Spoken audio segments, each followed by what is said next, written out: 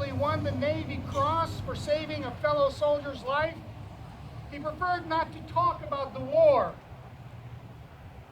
And he absolutely refused to accept the hero worship that others tried to force on him.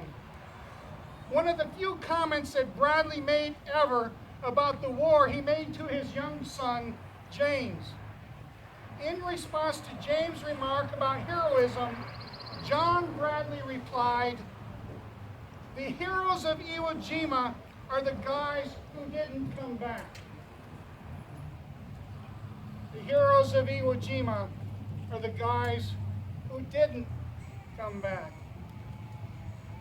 Today, we honor the memory of those who did not come back.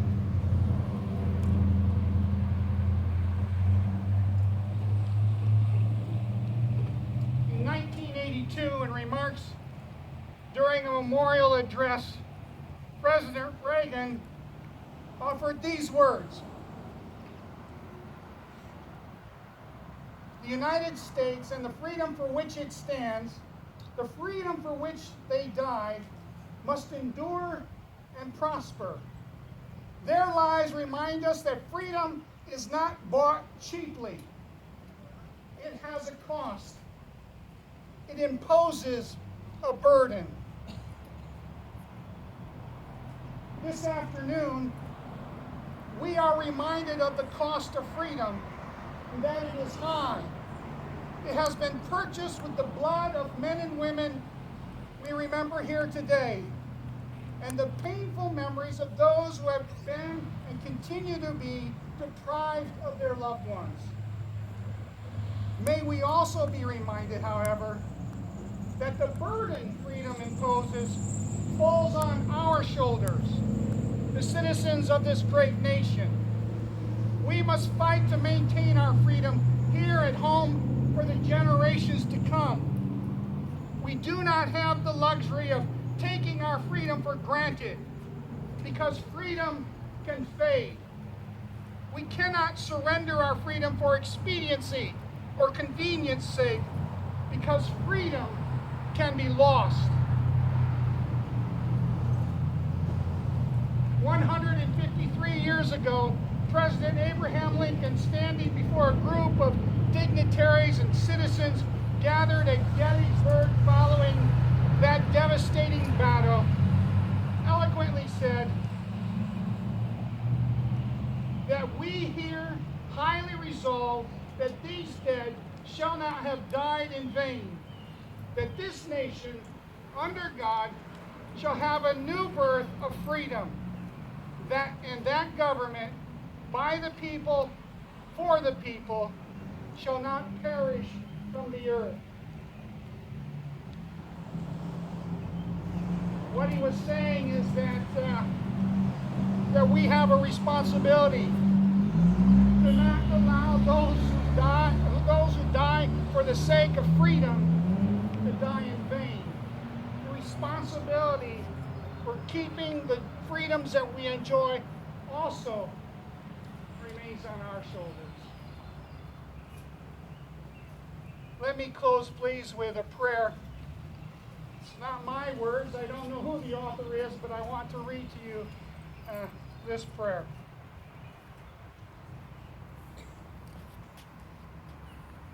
Eternal God, creator of years, of centuries, Lord of whatever is beyond time, maker of all species, master of all history, how shall we speak to you from our smallness and inconsequence, except that you have called us to worship you in spirit and in truth? You have dignified us with loves and loyalties. You have lifted us up with your loving kindnesses. Therefore, we are bold to come before you without groveling and without fear. We sing with spirit and pray with courage, because you have dignified us. You have redeemed us from the aimlessness of things going meaningless well. God, lift the hearts of those whom this holiday is not just diversion, but painful memory and continued deprivation. Bless those whose dear ones have died needlessly, wastefully as it may seem, in accident or misadventure. We remember with compassion those who have died serving their countries in the futility of combat. There is none of us but must come to bereavement and separation when all the answers we are offered fail the question death asks of us.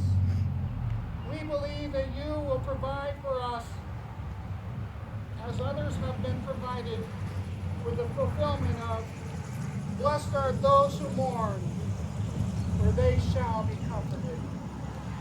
We offer our prayer in the name of Jesus. Amen. Thank you, Reverend White. This year we will not be going to the cemetery.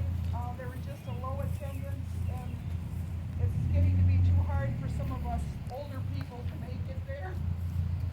And in my exuberance here, I forgot to have the national anthem played. And so I know while we usually start a program with the national anthem, I'm going to finish it if the band members will please forgive me for my oversight and play one verse of the national anthem, and then our memorial service is ended for today. Thank you again. Have a blessing, Jesus.